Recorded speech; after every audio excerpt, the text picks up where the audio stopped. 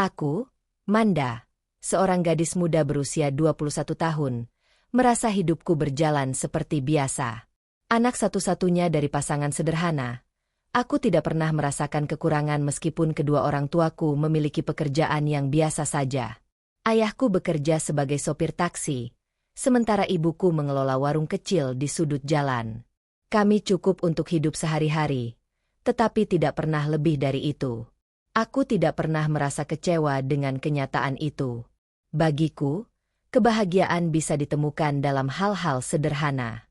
Seperti kebanyakan teman-teman seusiaku, hari-hariku dihabiskan dengan rutinitas biasa. Di pagi hari, aku bangun lebih awal, membantu ibuku menyiapkan warung sebelum berangkat ke tempat kerja. Aku baru saja memulai karierku sebagai asisten apoteker di sebuah apotek kecil di pinggiran kota Jakarta. Tugasku cukup ringan, namun aku merasa bangga bisa bekerja di bidang yang sesuai dengan minatku. Aku suka membantu orang dan belajar banyak tentang obat-obatan serta cara mereka bekerja dalam tubuh. Namun, hidupku berubah begitu saja pada suatu pagi yang cerah. Pagi itu, seperti biasa, aku mengendarai motor menuju tempat kerja. Pikiranku melayang pada hal-hal kecil yang mungkin akan terjadi sepanjang hari. Tiba-tiba, suara rem mobil yang berdecit keras membuatku terperangah. Tanpa sempat menghindar, aku merasakan tubuhku terlempar jauh ke udara sebelum jatuh dengan keras ke aspal. Semua terasa kabur. Suara bising di sekitarku terdengar samar. Hanya suara deru mobil dan teriakan orang-orang yang membantuku. Aku merasa ada tangan yang mengangkat tubuhku dan memindahkanku dengan hati-hati. Ada rasa sakit yang mendera tubuhku. Namun aku tidak bisa mengerti apa yang terjadi. Beberapa detik kemudian, aku merasa gelap. Keadaanku mulai samar, seolah-olah aku berada di dalam mimpi yang aneh. Aku tak tahu berapa lama aku terbaring begitu, namun saat aku membuka mata, aku mendapati diriku berada di sebuah ruangan rumah sakit yang dingin. Wajah-wajah yang kukenal tampak cemas. Ibuku dan ayahku ada di sana. Mereka menggenggam tanganku, namun wajah mereka penuh dengan kekhawatiran. Aku mencoba untuk berbicara, namun mulutku terasa kering dan tubuhku lemah. Lalu, suara dokter yang perlahan-lahan terdengar, memberitahuku kabar yang sangat sulit untuk diterima. Kecelakaan itu telah merenggut dua hal terpenting dalam hidupku, kedua mataku. Mata yang selama ini memberiku kemampuan untuk melihat dunia, untuk melihat wajah orang tuaku yang selalu aku cintai, kini tak ada lagi. Aku terpaku. Hatiku terasa sesak. Namun aku tak bisa menangis. Semua terasa begitu asing. Aku yang dulu menjalani hari-hari penuh warna, kini terjebak dalam dunia gelap yang tidak bisa aku pahami. Selama ini, aku hanya berfokus pada masa depan, tetapi sekarang masa depanku tiba-tiba terasa sangat kabur. Apa yang akan terjadi pada hidupku sekarang? Tanyaku dalam hati. Namun suara itu hanya bergema dalam kesunyian yang semakin terasa menyelimuti. Di rumah sakit yang tenang, aku mulai menyadari bahwa titik balik dalam hidupku baru saja dimulai. Dan meskipun gelap ini datang begitu cepat, aku harus menemukan cara untuk menjalani hari-hariku, meskipun dengan cara yang berbeda. Aku terbaring, tubuhku terasa lemas, seolah-olah seluruh energi yang pernah ada dalam diriku telah menghilang begitu saja. Di sekitarku, suara ibu yang menangis semakin jelas terdengar. Hatiku terasa hancur mendengarnya. Ibu yang selalu menjadi kekuatan dan pelindungku, kini terjerembab dalam kesedihan yang dalam. Ayahku, dengan suara lembutnya, berusaha menenangkannya, tapi aku tahu betul betapa dalamnya rasa sakit yang mereka rasakan. Dan aku hanya bisa diam. Suasana di ruangan rumah sakit itu sunyi, hanya suara ibu yang sesekali terseduh-seduh, dan ayah yang berusaha berbicara dengan tenang. Aku masih merasa seperti terjebak dalam dunia yang gelap. Aku ingin mengatakan sesuatu, tetapi tak ada kata yang keluar. Bibirku terasa kering, dan tubuhku tak mampu bergerak. Tiba-tiba, suara langkah kaki seorang dokter memecah keheningan. Aku bisa mendengar suaranya yang tenang dan serius.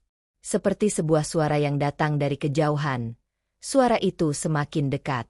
Aku tahu dia datang untuk menjelaskan semuanya, meskipun aku takut mendengar kenyataan yang akan dia ucapkan. Nama kamu Manda, kan? Suara dokter itu terdengar penuh perhatian. Aku Dokter Ari, aku yang menangani kasusmu. Aku ingin menjelaskan tentang kondisimu. Aku hanya bisa mendengus pelan, merasakan mataku yang berat dan perasaan cemas yang menggelayuti setiap detik yang berlalu. Aku ingin tahu apa yang akan dia katakan. Meskipun aku takut. Dua matamu mengalami kerusakan yang sangat parah. Manda, katanya pelan. Kondisi ini mengharuskan kita untuk mengangkatnya, karena sudah tidak bisa lagi diperbaiki. Aku tak bisa merespons. Telingaku terasa berdenging. Kata-kata itu seperti bergema di kepalaku. Mataku, kedua mataku, hilang. Aku tidak bisa menerima kenyataan itu. Seharusnya aku bisa melihat, kan? Seharusnya aku masih bisa melihat dunia ini. Kenapa ini bisa terjadi? Kenapa aku? Semua terasa seperti mimpi buruk yang aku tak tahu bagaimana cara bangun darinya. Ibu semakin menangis. Suaranya semakin lirih dan penuh kepedihan. Aku mendengar suara ayah yang lebih dalam, mencoba menenangkan ibu. Namun, aku sendiri seperti terperangkap dalam kehampaan. Aku merasa kehilangan. Tanpa mata, bagaimana aku akan menjalani hidup? Tanpa kemampuan untuk melihat, apa yang akan menjadi arah hidupku?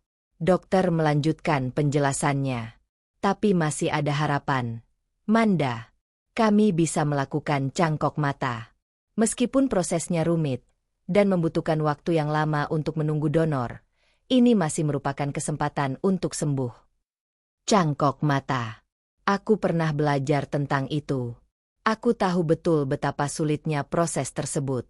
Tidak hanya karena membutuhkan waktu yang panjang untuk mendapatkan donor yang cocok, tetapi juga karena cangkok mata bukanlah jaminan kesembuhan sepenuhnya. Banyak risiko yang terlibat. Semua pengetahuan itu berputar-putar di kepalaku. Apa yang harus aku lakukan? Apa yang harus aku pilih? Tubuhku semakin lemas. Rasanya seperti ada sebuah beban berat yang tiba-tiba menindih dadaku, membuat napasku terengah-engah. Aku tahu, aku harus menerima kenyataan ini. Tetapi, kenyataan ini terlalu berat untukku. Begitu saja, tanpa peringatan, hidupku berubah 180 derajat. Tanpa mataku, tanpa kemampuan untuk melihat, bagaimana aku bisa menjalani hidup? Aku mulai merasakan perasaan yang semakin tak terkendali. Tanpa sadar, aku menjerit. Jeritan yang keluar begitu saja, penuh dengan rasa sakit dan ketidakmampuan. Aku menjerit keras, berusaha melepaskan perasaan yang menyesakkan dada ini. Semua yang ada di sekitarku, dokter, ibu, ayah, tampak blur, seolah-olah mereka berada di belakang tirai kabut yang tak bisa aku tembus. Kenapa ini terjadi padaku? Teriakku tanpa bisa menghentikan air mataku, meskipun mataku sudah tidak lagi bisa melihat. Kenapa aku harus melewati ini? Kenapa aku yang harus merasakan ini? Ibu terisak di sampingku, suaranya memanggil-manggil namaku, mencoba menenangkan. Ayahku merangkulku, berusaha keras untuk menunjukkan ketenangannya, namun aku bisa merasakan gemetar di tubuhnya. Semua terasa terlalu berat, terlalu mendalam. Aku hanya bisa menangis, merasakan dunia ini semakin jauh dan semakin gelap. Rasanya seperti aku sedang tenggelam dalam sebuah jurang. Tak ada yang bisa menggapai tanganku. Dan meskipun ada harapan dalam bentuk cangkok mata, aku tidak tahu lagi apakah aku bisa bertahan. Kegelapan itu masih mengelilingiku. 3 hari berlalu sejak aku keluar dari rumah sakit. Namun, seakan-akan waktu berhenti berjalan. Tubuhku lelah, tetapi lebih dari itu, hatiku terasa kosong. Hari-hariku sekarang terisi dengan rasa malu yang tak bisa kuhindari. Aku, Manda, yang dulu memiliki kehidupan yang sederhana namun penuh warna, kini terperangkap dalam kegelapan yang tak bisa kujelaskan. Aku hanya duduk di kasur, merasakan beratnya beban yang harus kuhadapi. Ibu datang beberapa kali, menawarkan untuk menyiapkan sesuatu, atau sekadar memastikan aku merasa nyaman.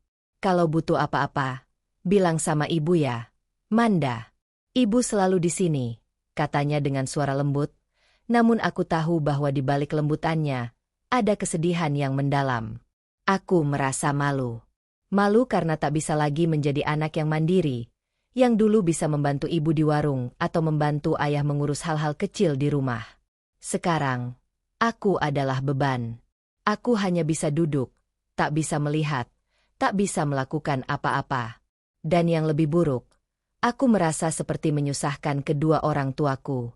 Mereka yang dulu selalu bekerja keras untuk memberikan yang terbaik untukku, kini harus merawatku, seorang anak yang bahkan tidak bisa mengurus dirinya sendiri. Aku menghela napas panjang, merasakan kepedihan yang semakin dalam. Di tengah kesunyian itu, aku memutuskan untuk sholat. Aku tahu, meskipun aku berada dalam keadaan yang jauh dari sempurna, aku masih punya hak untuk berbicara dengannya. Aku duduk di kasur, menenangkan diri, dan mencoba untuk mengingat setiap gerakan sholat, meskipun aku tahu aku tak bisa lagi melakukannya dengan sempurna. Dalam keheningan, aku menghadap ke arah kiblat dan mulai berdoa, curhat kepada Sang Pencipta, menceritakan semua yang ada dalam hati. Ya Allah, aku merasa sangat kecil dan tak berarti sekarang. Aku merasa terjebak dalam kegelapan yang tak bisa kuhadapi. Aku tidak tahu harus bagaimana lagi. Apa yang harus aku lakukan dengan hidupku yang seperti ini? Kenapa semua ini terjadi padaku? Tangisku lirih, meskipun tak ada yang bisa melihat air mataku. Aku hanya ingin bisa melihat lagi. Aku hanya ingin bisa hidup seperti dulu. Aku ingin kembali menjadi diriku yang dulu. Aku berdoa dengan segenap hati, memohon agar diberi kekuatan. Kekuatannya mungkin tidak datang seketika, tetapi setidaknya ada ketenangan yang mulai masuk ke dalam hatiku. Aku merasa sedikit lebih lega setelah mencurahkan semuanya kepadanya. Seperti ada yang menghapus sebagian beban yang terasa terlalu berat itu. Saat aku sedang berdoa, tiba-tiba pintu kamar terbuka perlahan. Aku mendengar suara ayahku yang masuk dengan langkah hati-hati. "Manda, boleh ayah masuk?" tanya ayah dengan suara lembut, tetapi aku bisa merasakan bahwa dia sedang membawa kabar yang penting. Aku mengangguk pelan, meskipun tidak bisa melihatnya. Ayah duduk di samping kasur, dan aku bisa mendengar ada sedikit ketegangan dalam suaranya. "Alhamdulillah. Manda, ada kabar yang mungkin bisa sedikit meringankan bebanmu. Orang yang menabrak kamu, dia bersedia memberikan seorang perawat untuk membantu kamu, dan dia juga akan bertanggung jawab sepenuhnya atas kejadian ini," kata ayah pelan. Aku terdiam mendengar perkataan ayah. Sebagian diriku merasa terkejut, tetapi di sisi lain, aku juga merasakan kebingungan. "Maksud ayah apa?" tanyaku, meskipun aku sudah tahu bahwa ini pasti terkait dengan kecelakaan yang merubah hidupku. Ayah melanjutkan, "Ada pengacara yang datang. Mereka meminta identitas pelaku untuk dirahasiakan. Mereka tidak mau masalah ini naik ke publik, dan mereka berjanji akan bertanggung jawab. Satu-satunya syarat mereka adalah agar semua ini tetap menjadi urusan pribadi, tanpa ada yang tahu tentang siapa mereka." Aku merasa bingung. Apa yang harus aku rasakan sekarang? Aku merasa seperti ada sesuatu yang tidak beres dengan semuanya. Mereka bertanggung jawab, namun ada syarat yang membuatku merasa seperti ada yang disembunyikan. Mengapa mereka tidak ingin masalah ini diketahui publik? Siapa sebenarnya orang yang menabrakku? Mengapa mereka begitu tertutup? Aku tidak bisa mengungkapkan semua pertanyaan itu. Aku hanya terdiam dalam kebingunganku. Aku merasa jengah. Ada banyak pertanyaan yang tak terjawab. Dalam kebingunganku, aku ingin agar ayah keluar. Aku butuh waktu sendiri untuk merenung dan memikirkan semuanya. "Ayah, terima kasih atas informasinya. Tapi, aku ingin sendiri dulu. Bisa keluar sebentar?" tanyaku pelan. Suaraku hampir tak terdengar. Aku merasa seperti ada dinding yang terbentuk antara aku dan dunia luar. Aku butuh waktu untuk memahami segalanya. Ayah terdiam sejenak, seolah ragu, tapi akhirnya ia mengangguk dan berdiri. "Baik, Manda. Ayah akan keluar dulu. Kalau kamu butuh apa-apa, panggil ayah ya." Aku hanya mengangguk tanpa mengucapkan sepatah kata pun. Ayah keluar dari kamar dengan pelan, meninggalkan aku dalam keheningan. Kini, aku kembali sendiri, dengan pikiranku yang penuh dengan tanya. Kenapa mereka begitu tertutup? Kenapa aku merasa ada sesuatu yang disembunyikan? Aku ingin tahu siapa yang menabrakku. Tetapi untuk sekarang, aku hanya bisa duduk di sini, dalam kegelapan, dan berusaha untuk menerima kenyataan. Aku memutuskan untuk menerima semua bantuan mereka. Mungkin ini terdengar pasrah, tapi sebenarnya, aku sudah tidak tahu lagi apa yang harus dilakukan. Sejak kecelakaan itu, hidupku seperti runtuh, dan aku merasa seperti orang asing di tubuhku sendiri. Namun, dalam hati kecilku, aku tahu aku tidak bisa terus-terusan menjadi beban bagi kedua orang tuaku. Mereka sudah cukup banyak berkorban untukku selama ini. Aku tidak ingin mereka menghabiskan sisa hidup mereka hanya untuk merawatku, anak mereka yang cacat ini. Pagi itu, ketika matahari mulai memancarkan cahaya hangatnya, aku mendengar suara langkah-langkah di luar kamar. Aku tahu, pengacara yang akan datang bersama sekretarisnya dan perawat itu sudah tiba. Ibuku sudah mengabari sebelumnya. Perasaan campur aduk menguasai diriku. Bagaimana jika keputusan ini keliru? Tapi di sisi lain, aku merasa seperti tidak ada pilihan lain. Tak lama kemudian, pintu kamarku terbuka, dan aku mendengar suara ibuku yang lembut. "Manda, mereka sudah datang," katanya dengan hati-hati. Aku bisa merasakan keraguan di suaranya. Dia pasti tahu betapa beratnya ini bagiku, dan betapa beratnya ini juga bagi mereka. Aku menarik napas dalam-dalam dan mengangguk. Aku tahu ini adalah langkah besar dalam hidupku, dan aku harus melangkah meskipun tidak tahu pasti apa yang akan terjadi selanjutnya. Ketika aku mendengar langkah kaki yang mendekat, aku tahu mereka sudah sampai di dalam rumah. Pengacara parubaya itu masuk terlebih dahulu, diikuti oleh seorang pria muda yang membawa dokumen-dokumen, mungkin sekretarisnya. Di belakang mereka, seorang perempuan usia sekitar 50-an mengikuti.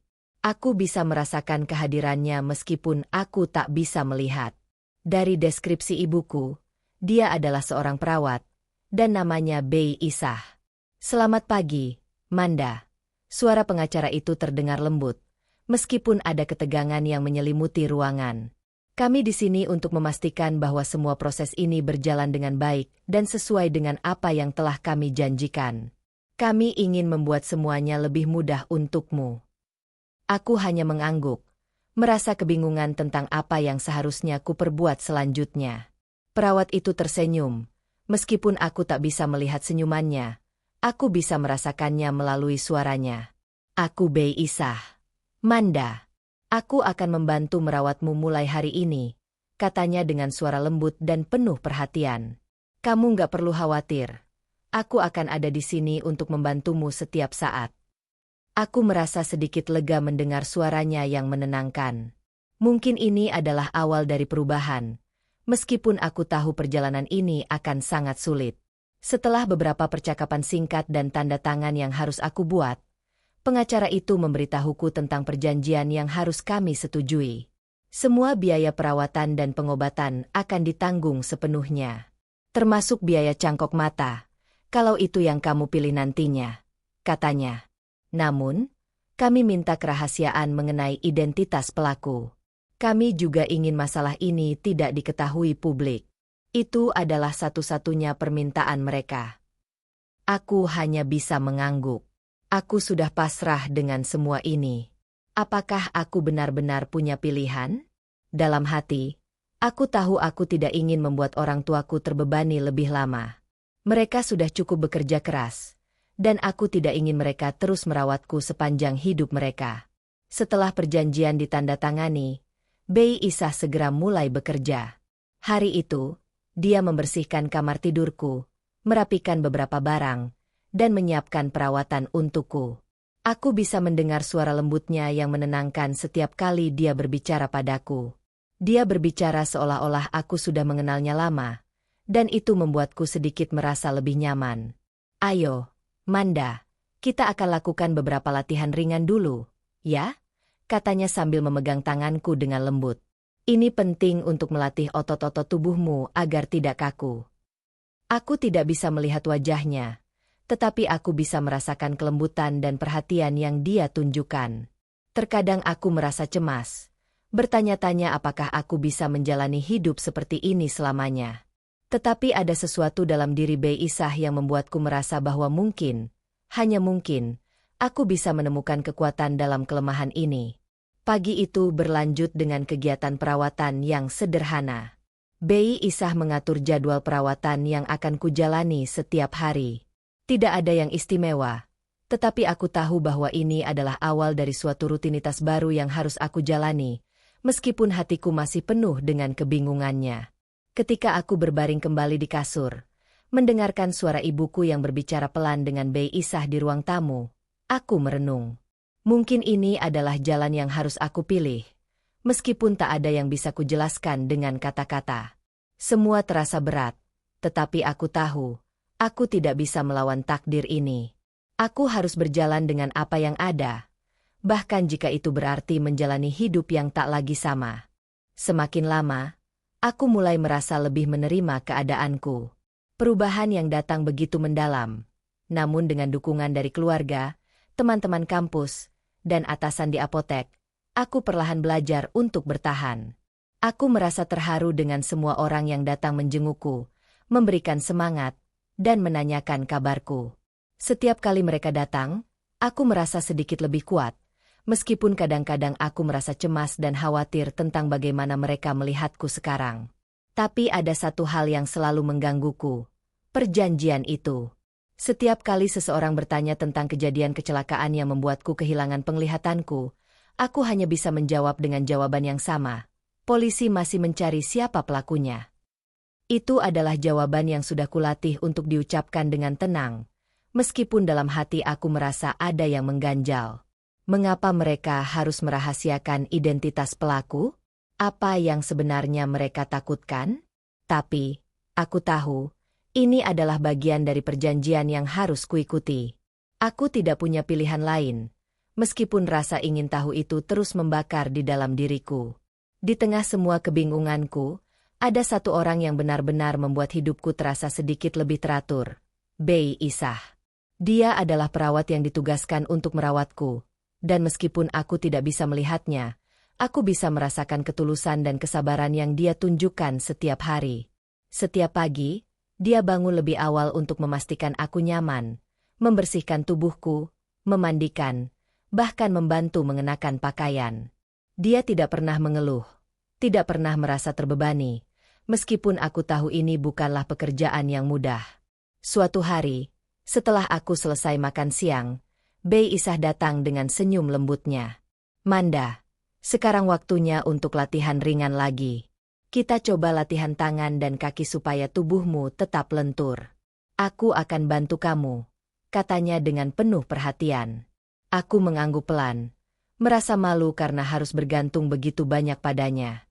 Bei Isah selalu sabar menjelaskan setiap gerakan, membimbingku dengan lembut agar aku tidak merasa canggung.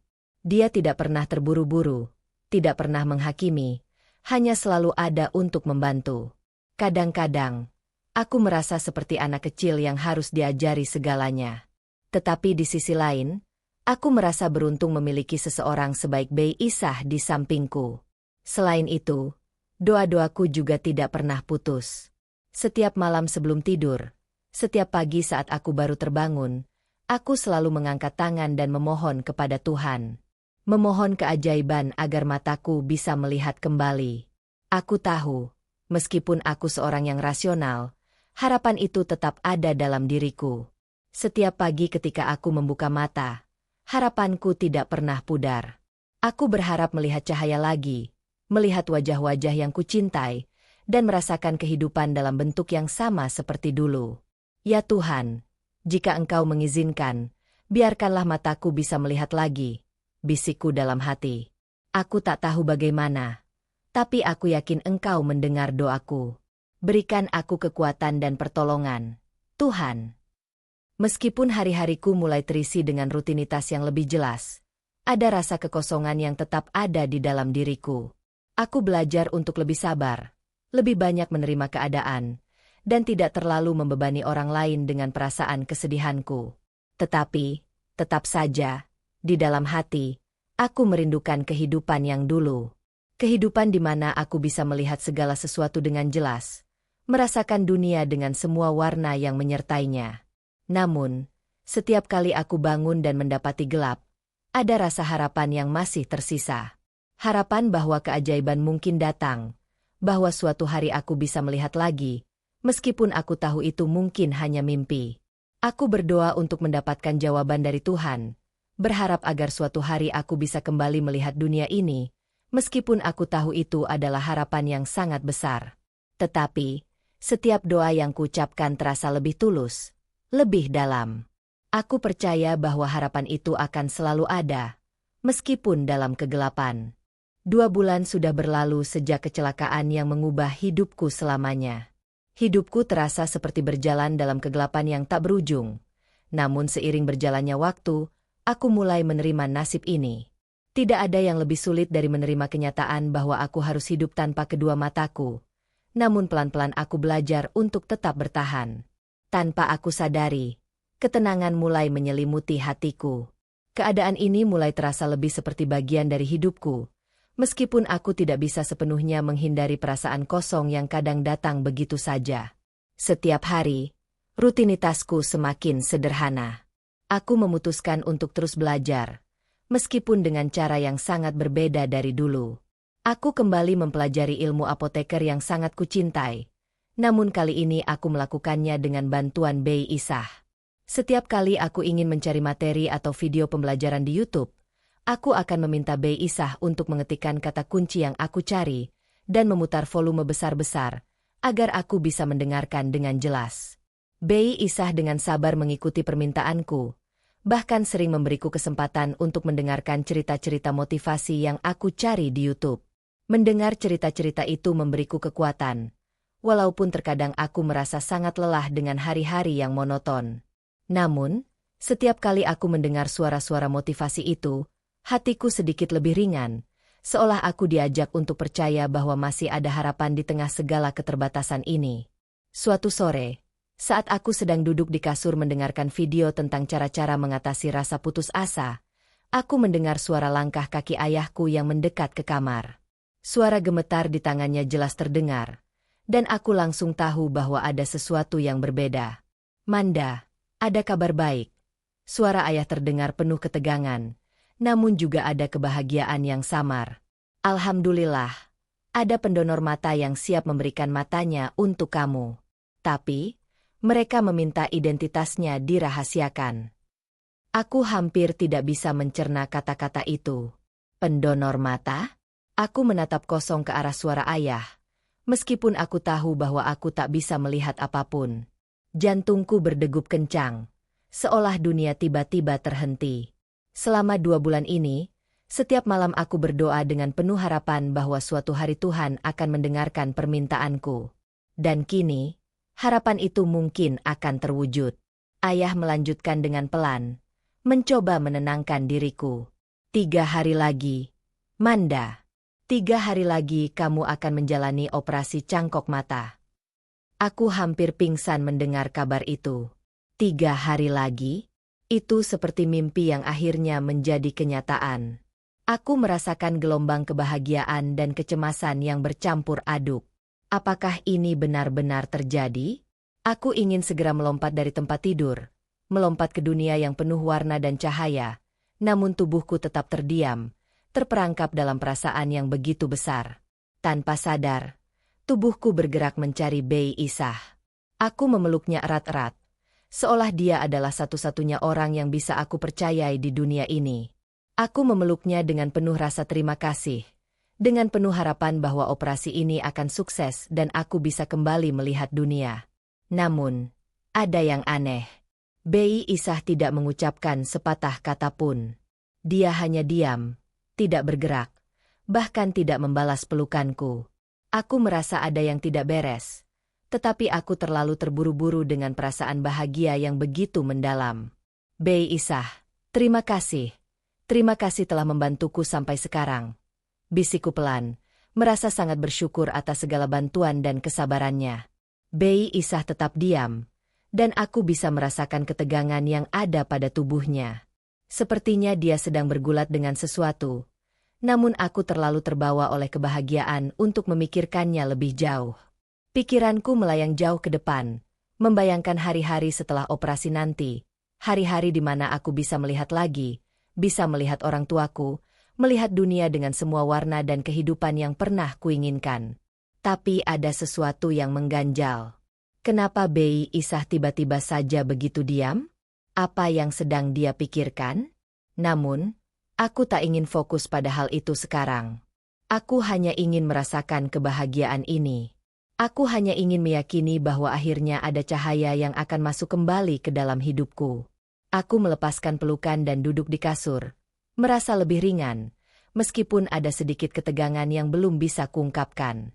3 hari lagi, Bei Isah, kataku dengan penuh semangat. Aku akan bisa melihat dunia lagi, bukan? Bei Isah masih terdiam, hanya mengangguk pelan. Dan aku, dengan segala kegembiraan yang memenuhi hatiku, sudah tidak sabar untuk menjalani hari-hari yang akan datang. Namun, di balik kebahagiaan itu, ada satu pertanyaan yang tak kunjung terjawab. Mengapa Bei Isah begitu diam? Apa yang sebenarnya terjadi?